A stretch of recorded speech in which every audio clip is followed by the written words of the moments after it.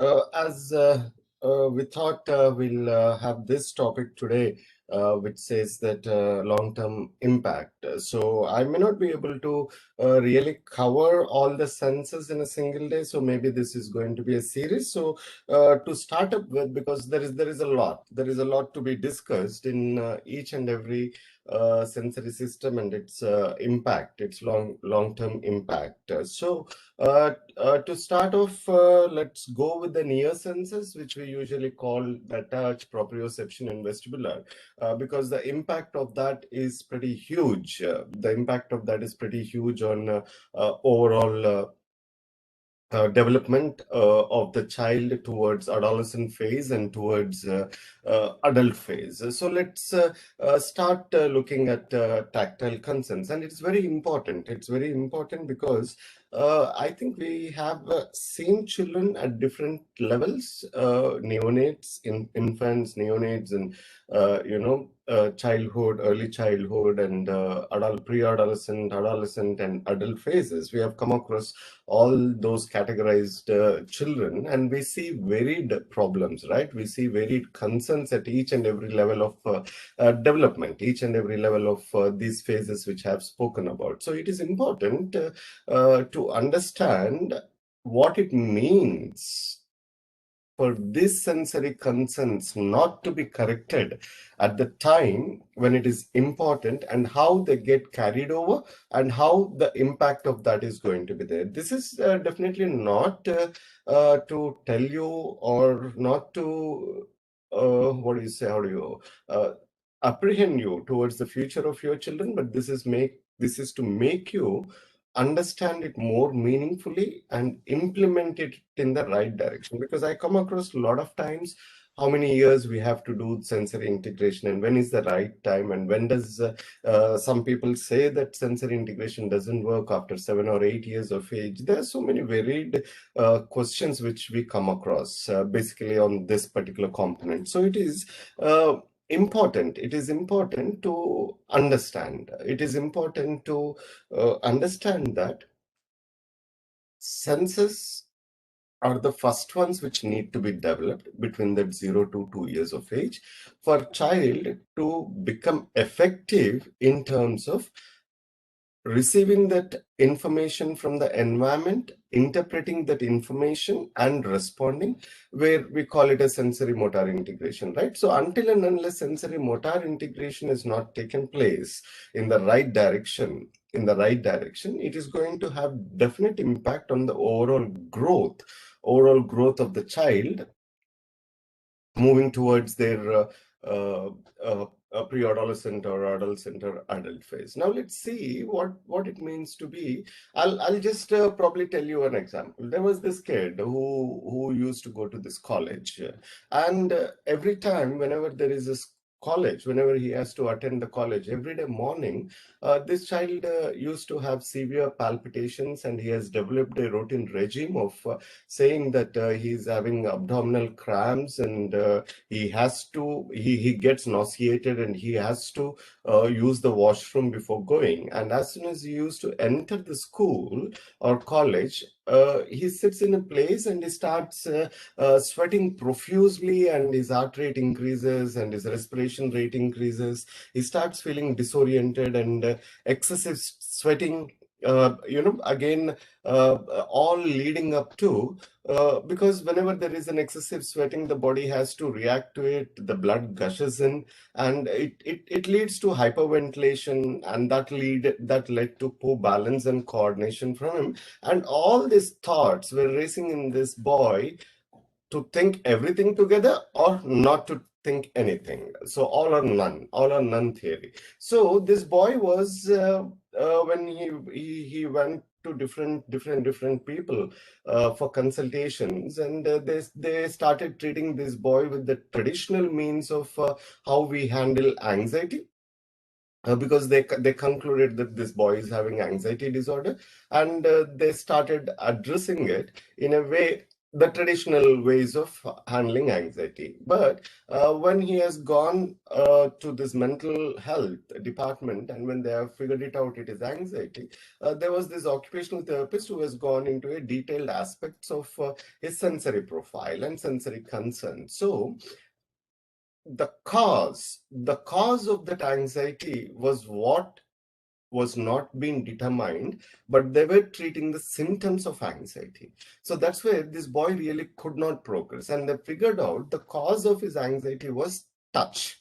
The cause of his anxiety was not the school, because this boy was absolutely normal on the day of their schooling. So when they figured it out, they felt that when they have done the sensory profiles on him, they figured it out that it is more to do with his touch, which is the cause for his anxiety disorder. And they started addressing that particular component. Once they started addressing that particular component, this boy started coping up. And he is now doing really good in most of his functional areas. So it is very important to understand that the impact of the impact of not addressing these sensory concerns, can present in a different way at different levels of development. So I guess all of us know how important touch is, right? All of us really know how important touch is, but I don't know whether all of you are aware about the fact that touch is an important component for the development of verbal communication too. Because if you really see, mother-child attachment is deeper in human newborns, receiving that skin-to-skin care, right? The with that particular skin to skin care, they have found that there is a positive effects on the heart rate, respiration rate, and oxygen saturation levels in a newborn baby. And if it is a preterm baby, the more the touch attachment develops between the preterm baby and the mother, then the gaining the weight and the child learning through a lot of things become very easy. And similarly, infants were found who experienced this systematical touch throughout the period of their infancy. They have developed a much better social communication skills uh, for their future life. When they keep growing up, their social communication skills became very strong if this touch is established in this kid in a systematical fashion. And at the same time, a poor touch interaction between a parent and a child has led to apparent repetitive behaviors, echolalia, stereotypies or stimmings, and overall severe impact on the psychomotor and physical development of the child.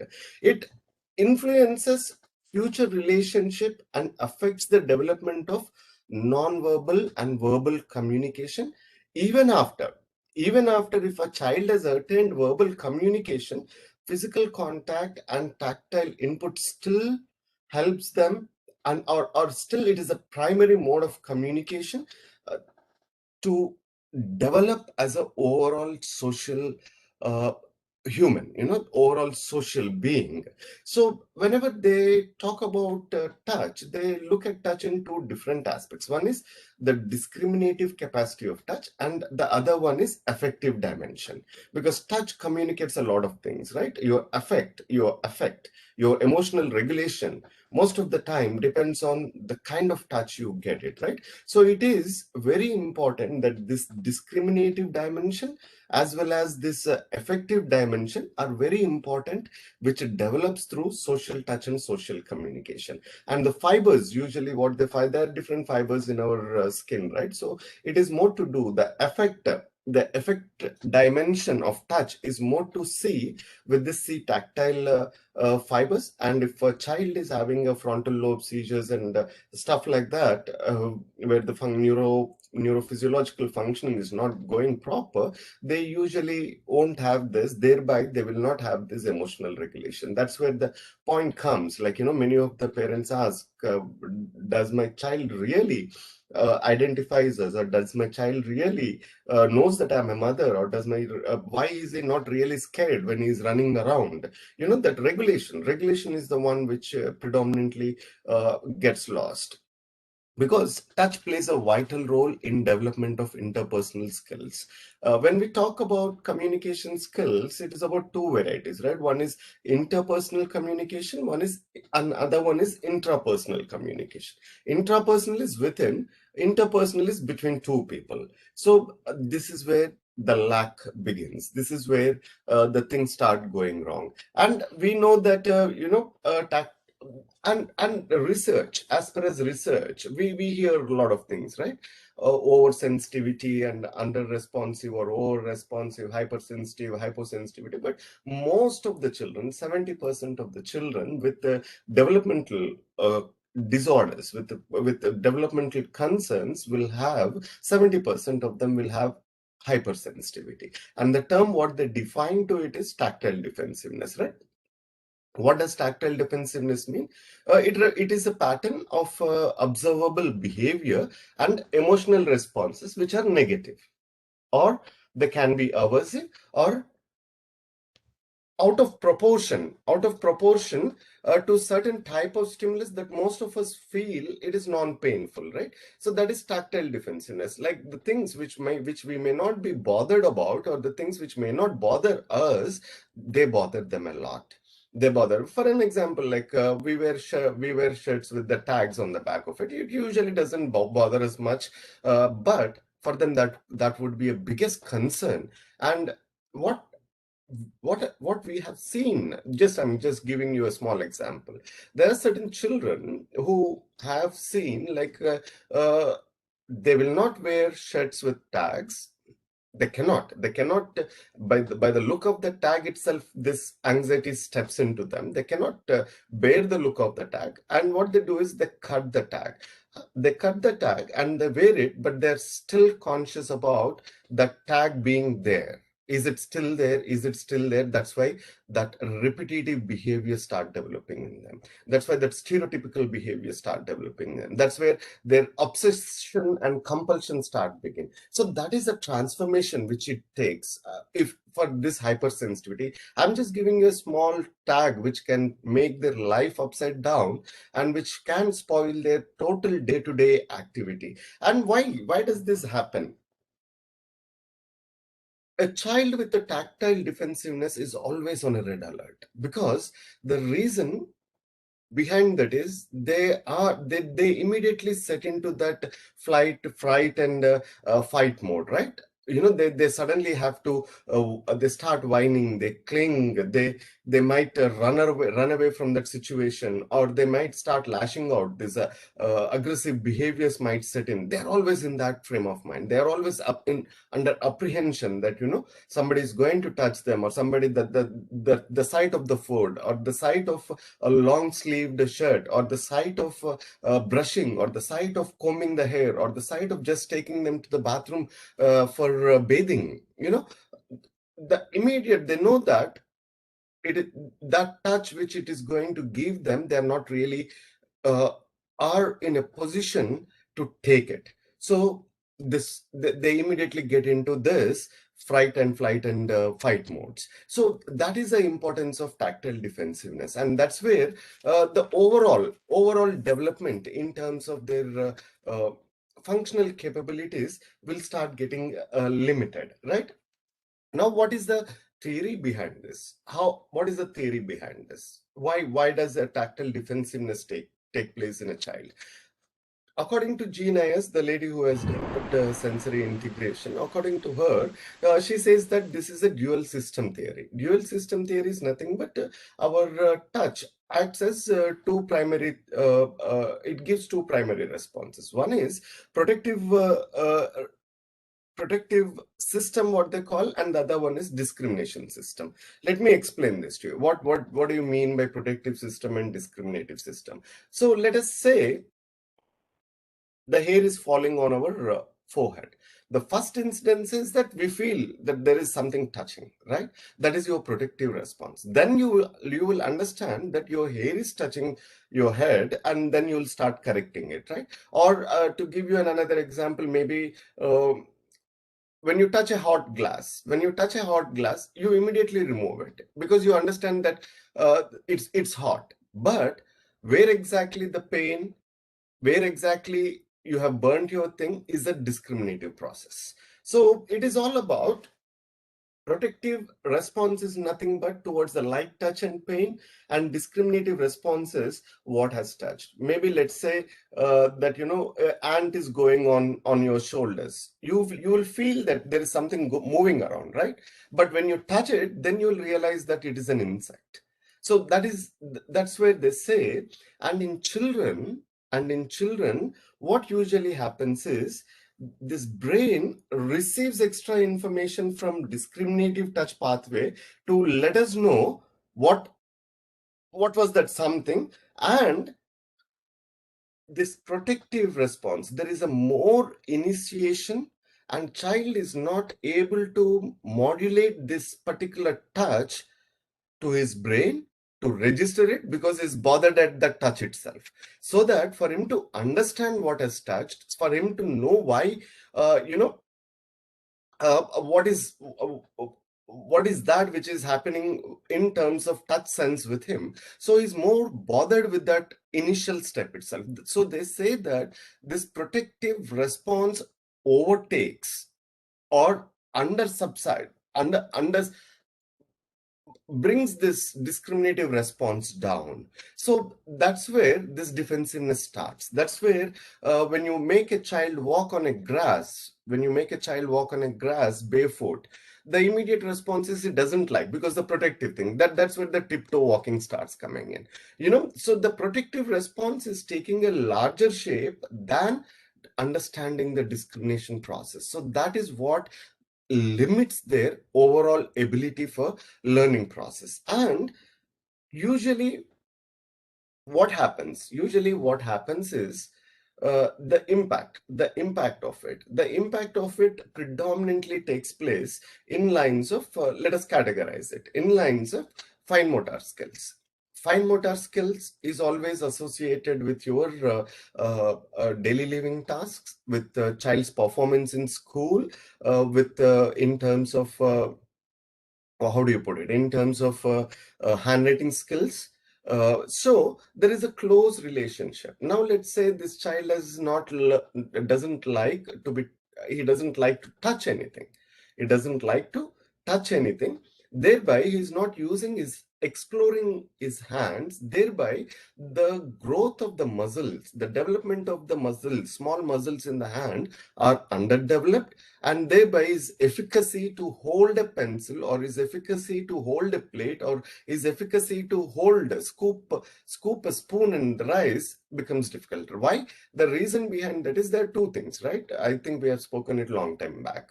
The two things are, number one is that first you feel it, the tactile sense and the haptic sense, they go hand in hand, right? The tactile and haptic sense is nothing but how the small muscles work and help you to explore or manipulate an object. So when these two things are disturbed, that means the overall fine motor skills in a child is completely not developed or underdeveloped or not age appropriate, which makes them lag behind. And as I said, when it comes to, if that is not addressed during the initial phases of the child, the impact of that will start falling on their handwriting skills and their performance in the school. Either they don't catch up with other children, or their handwriting is not legible, or they are not speed with their handwriting. These are the concerns which start cropping up, because as you know, for the development of handwriting, the four basic foundation skills are, number one is postural stability, where the ability of your proximal muscles need to be good enough for you to use your hand. That is a primary thing. And then comes your tactile perceptual skills. Then comes the second most important thing for development of handwriting is tactile perceptual skills. Then comes your what do you say, uh, uh, the actual development of hand functions, and then comes the bilateral coordination, then comes the bilateral. So these are the four basic foundation skills for handwriting. So let's say child has got good proximal strength or good postural stability, but he has got concerns with his tactile perception. So his overall his handwriting skills are completely affected, right? And thereby they will be categorized into dysgraphic children or dyslexic children. But the reason behind that is a very small tactile hypersensitivity. Where is it landing up? Landing up at a level of child's ability to perform in school alongside with his peers who are writing it fast, but our boy is not able to catch up, or our girl is not able to catch up with it because the primary concern is touch. But we consider that as a behavioral component and start addressing it.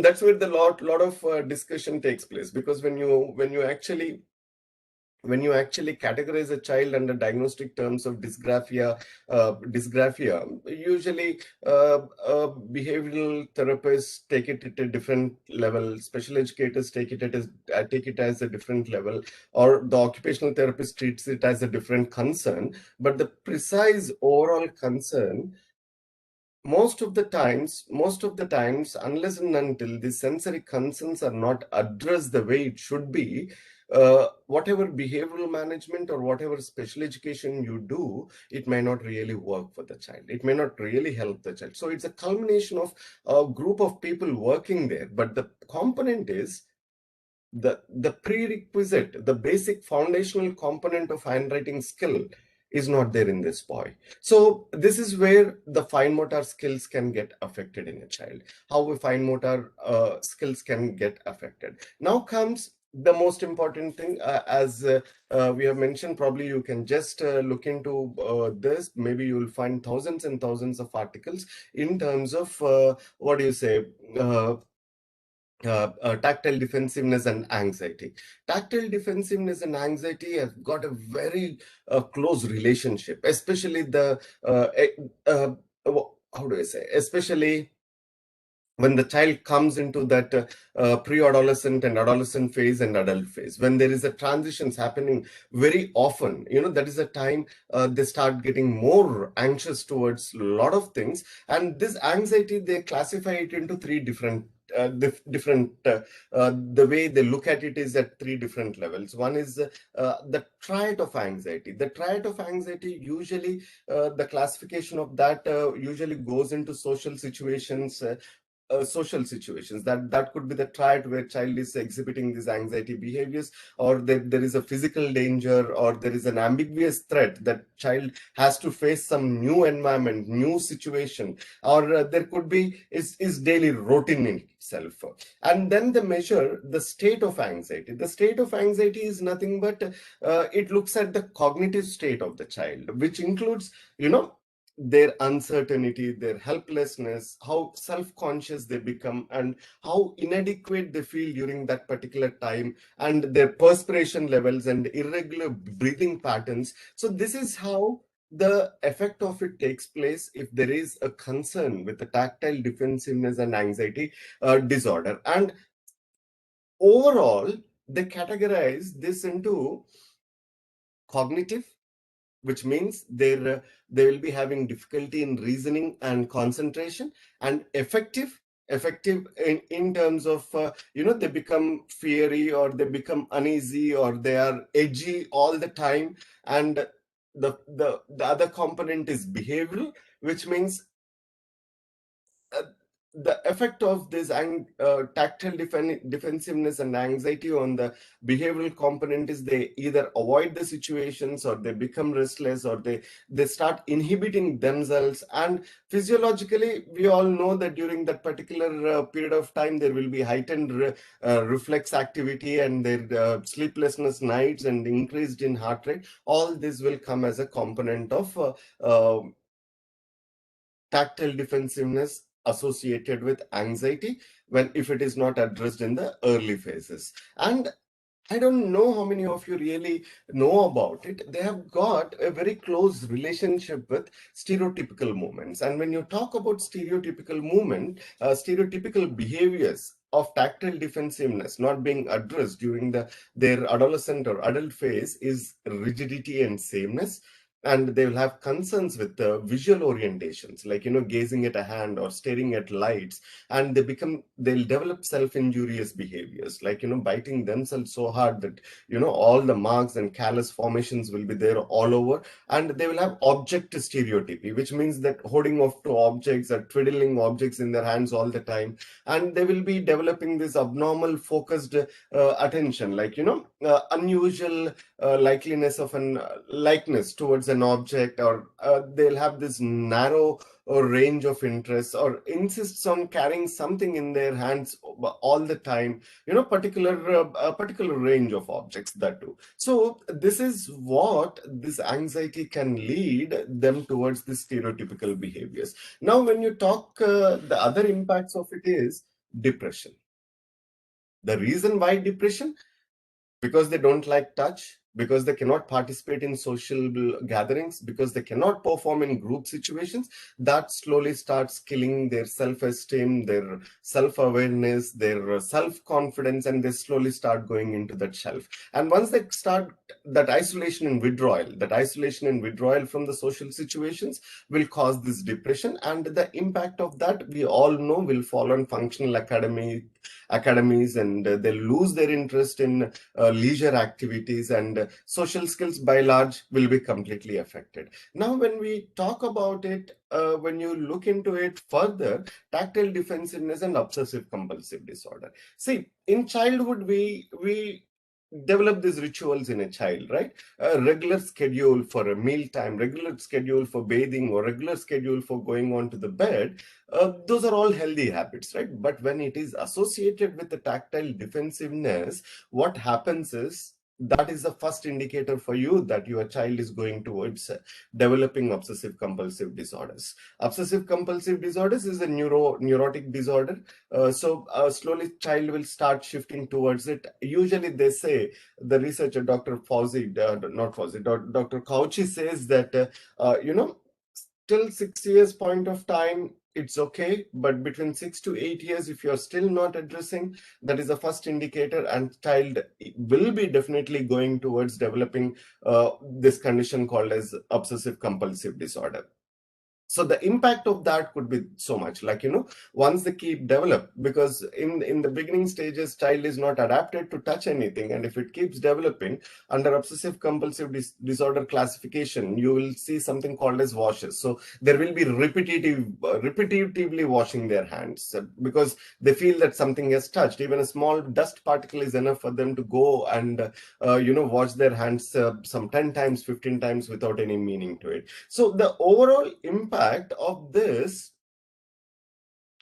will fall on their self-esteem, and it will develop towards not being able to develop friendship and relationships after a certain particular point of time. There are people who are married also. There are people who are married also with tactile defensiveness. But if you really look into their stories, the struggle which they go through to maintain that physical intimacy with their partner is a huge challenge.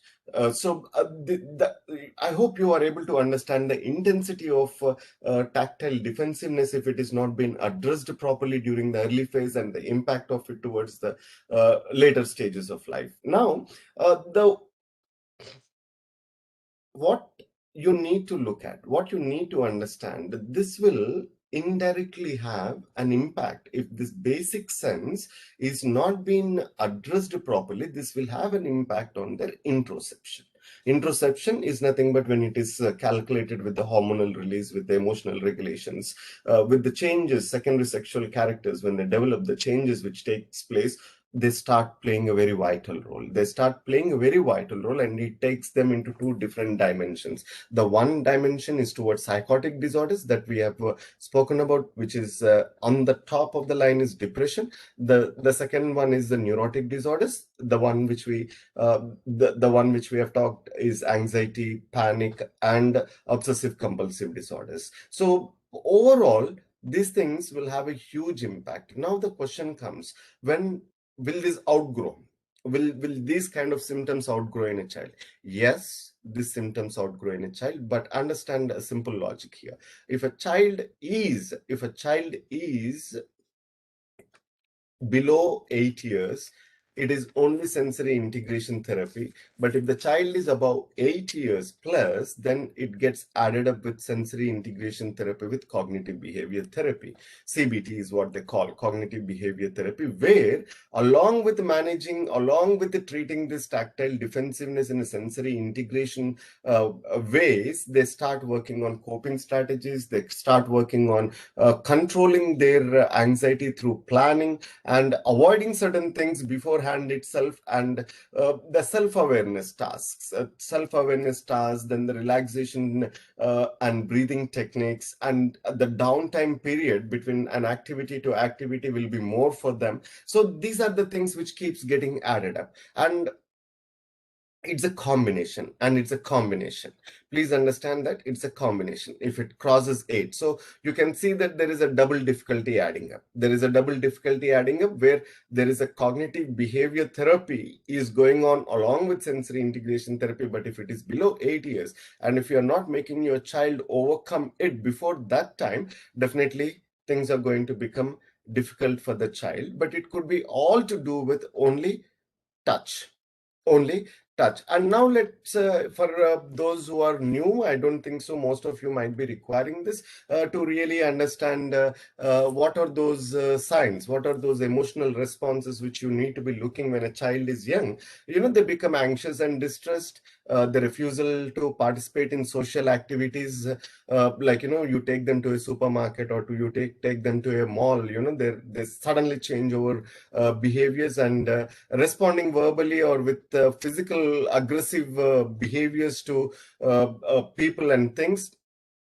Their objection or withdrawal or negative responses to touch or contact, these all are these emotional responses which you need to be pretty much closely observing in your child. And if it comes, as I said, like they classify it into avoidance, aversive, and emotional responses.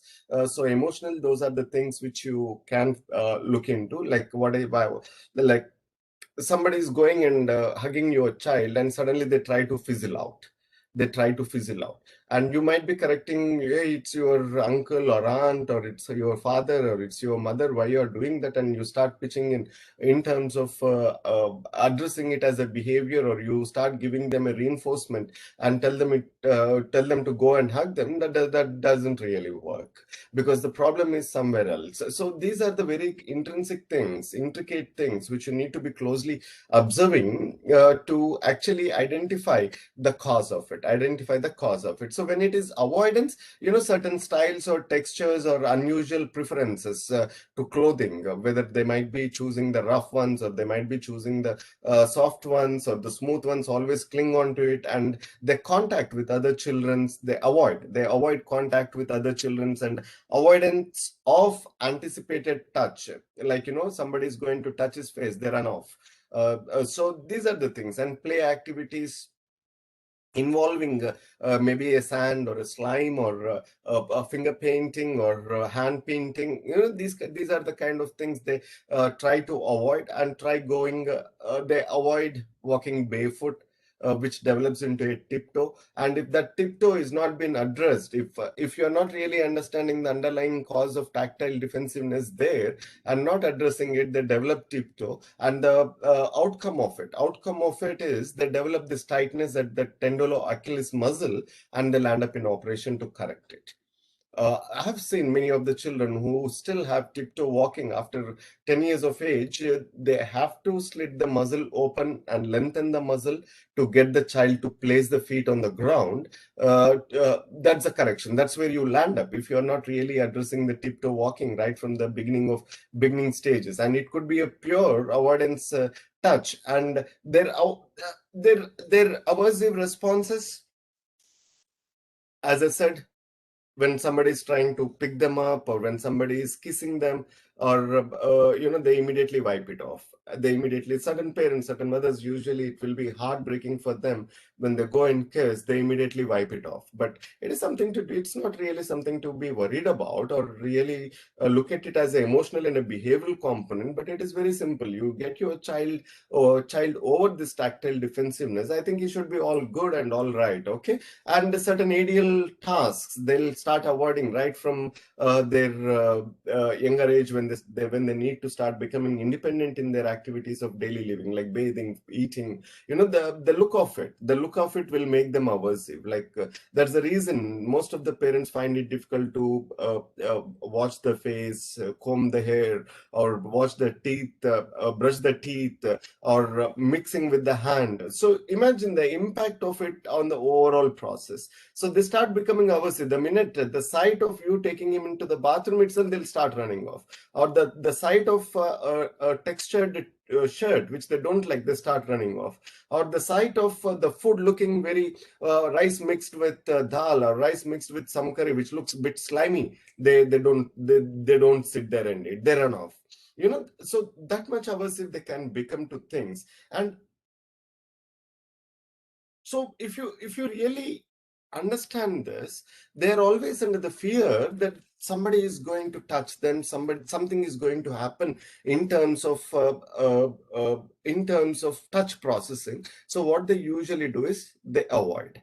And the important categorization of diagnosing a child on autism spectrum: number one, social communication limitations, right? That does not play with other children, right? So the major two red flags. The major two red flags could be precisely with tactile defensiveness, and if they are not addressed properly, the long-term effect of it is they fall into two different categories. One is, as I'm repeating it, one is the psychotic disorders, which could be depression; neurotic disorders, which could be anxiety, panic, or obsessive compulsive disorder. And the impact of that would be there on their fine motor development as well as gross motor development, because tiptoe walking will not allow them to learn certain things or run, you know, those gross motor skills. They will not be efficient, and thereby the overall functionality will be limited. And when the child has to learn through writing and stuff like that, all their school academics or the functional capabilities of school also completely becomes limited. So this big, leading to absolutely no emotional regulation, no proper emotional regulation, right? So please look into it very carefully. The reason why I said I'll probably take every topic one by one, because I want you to really focus on each topic. I don't want to bring everything together and give you the whole list of things. So I want you to focus on this and understand how important it is, how touch plays a vital role in terms of overall development of a child right from his birth or towards their complete adulthood. So take it very seriously. Take it very seriously and start working on it. And as I said, I'm repeating my statement. When you should start, or how early it should be, how late are we? Nobody is late. Everybody can start. Everybody can start implementing it straight up, and you will start seeing the results in it. Saujanya, I think I'm good. So if any questions are there, I'm ready to take. Thank you, sir. It's very informative and very, very helpful today. And it gives a broad perspective of a lot of aspects. So thank you so much. And anyone has questions, please feel free to ask. Hello, sir. This is Nirmala, special educator. Hello. Nirmala, how are you doing? Yeah, fine, sir. I'm also a special mother. Hope you remember. I'm from Swabodhini. I just want to know, you said for above, if the child is below 8, sensor integration alone is enough. And if it is 8 plus, we have to give cognitive behavior therapy, CBT also, right? Yes. Yeah, till what age, sir? No, that's Age what I is not. said. See, the classification of attaching a CBT is at after 8 years. Till what age? Till 30, 40, 50 years, you can do CBT. Okay. Yeah, recently I met a behavior therapist, and he has given a behavior plan for this behavior problems. And in that, he has given both sensory integration plan as well as CBT plan is also there. I have a difficulty in following that. Practically, is very difficult to follow. He has given a clear flow chart also. And I have actually I have placed my son in hostel. All these things, whatever you discuss, no, right? Washing hands often. My son is having all kind of sensory integration problem, tactile defensiveness. I agree everything, but when he's in hostel, is able to manage, is very much is reduced. All those tactile defensive problem is reduced to some extent. I just want to know, how does the brain, please don't mistake me for asking this question. While at home, I could see the problem is very difficult to manage that tactile problem. But while he's in hostel, he's not often changing his clothes. He's not often, he's there, he does there. He's not often washing his hands. So how does the brain discriminate it? If it is really a sensory problem, it has to be everywhere the same amount. But hostel is control. But here it's not able to, we are not able to manage him. So how does the brain discriminate that this is hostel and this is home? So I have to control it. How does it reduce the tactile It's not to problem? do with something for the brain to really understand what you're saying. It is more to do with the comfort zone, which will be established in the home, number one. Okay. Okay. Okay. And most of the times, we as parents expect them to perform, but at the same time, we would have trained them in a way that we are there to do it if they are not doing it. Okay. That's where the difference of managing a child at home becomes difficult, but managing a child in a therapeutical environment is completely different. The same parent who tells us that I'm not able to get my child to sit for 2 to 3 minutes at home, but in therapy center, child might be sitting there for 30 minutes. Okay. The difference is about the parenting. So the parental counseling is the most important thing which every therapist has to do prior correcting the child. The reason behind that is, unless and until a parent doesn't become a therapist to their child, these challenges will be there.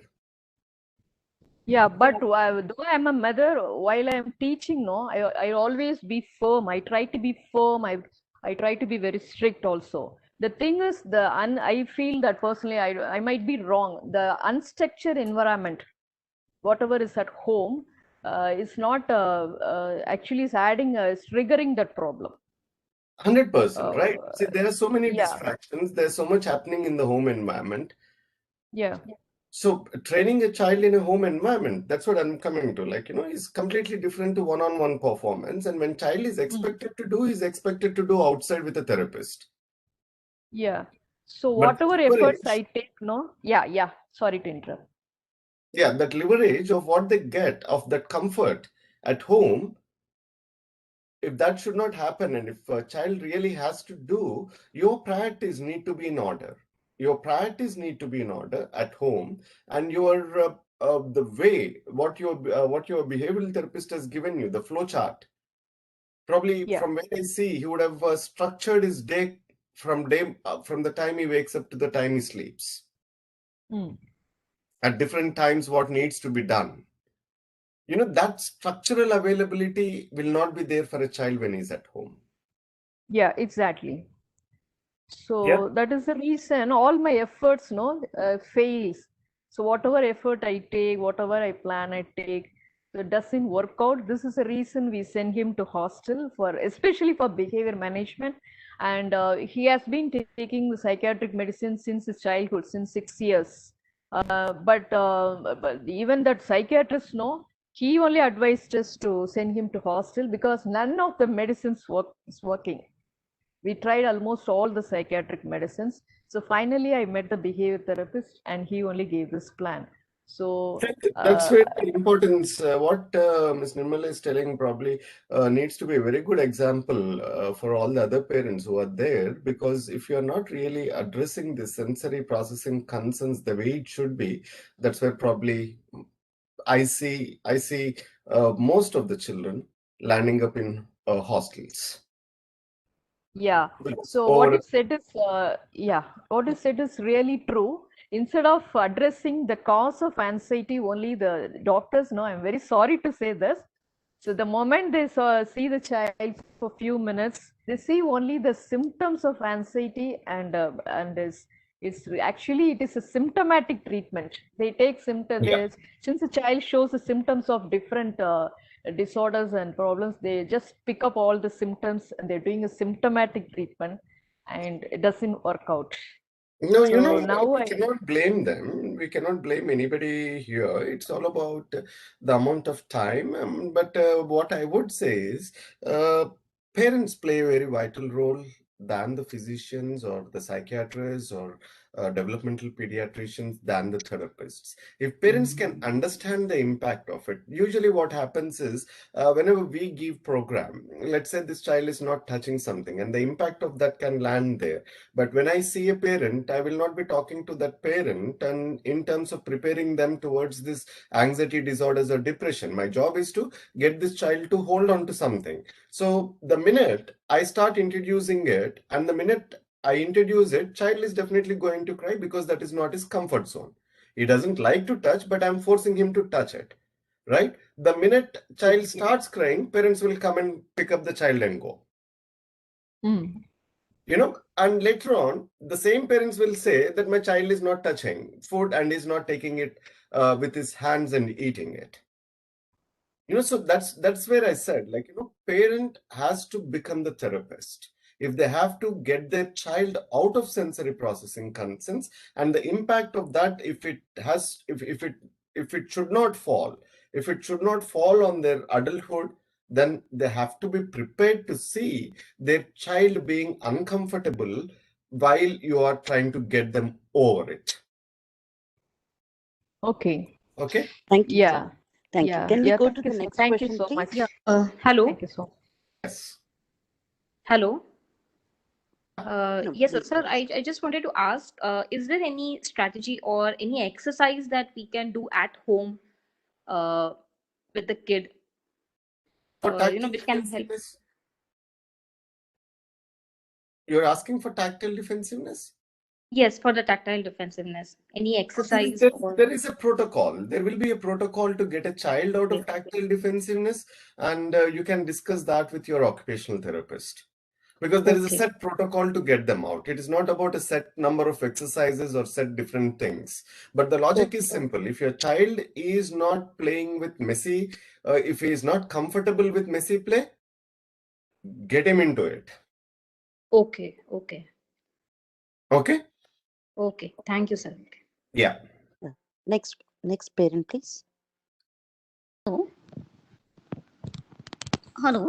This is Yes. Kadamini. Actually, my son is rocking here and there and jumping. So, how I can reduce his hyperactivity and this rocking, See, running, all these ADHD, things? attention deficit hyperactivity disorder, closely is associated with three major components of sensory processing, that is vestibular, proprioceptive, and touch. So these three will be are being concluded to say that a child is hyposensitive. If he is hyperactive, means a child is hyposensitive in terms of vestibular, proprioceptive, and tactile senses. That's the reason why they are always on the go. So the more input, or the more stimulus in those areas, if you provide to your child, he should be able to set. Kind of input we can do that. Yeah, the proprioceptive, vestibular, and tactile inputs. Okay, so thank you so much. Yeah. Last two questions, please. I'm getting late. Okay, sir. So let's wind off here, and we will take a separate Q&A session probably in the coming days. So thank you, sir. Thank you so much for the valuable session. this information that you're sharing on MITRA platform is really helpful for many parents with different age groups. So thank you so much for all the information you're sharing, sir. Thank you. Yeah, thank you. Thank you, Saujanya. Thank you so much for creating this platform. And thank you all the parents. And please be safe and take care of the children more effectively. Thank you so much. Yeah. Thank you all. See you all soon. Thank you. Thank you. Thank you, Saujanya. And Thank you.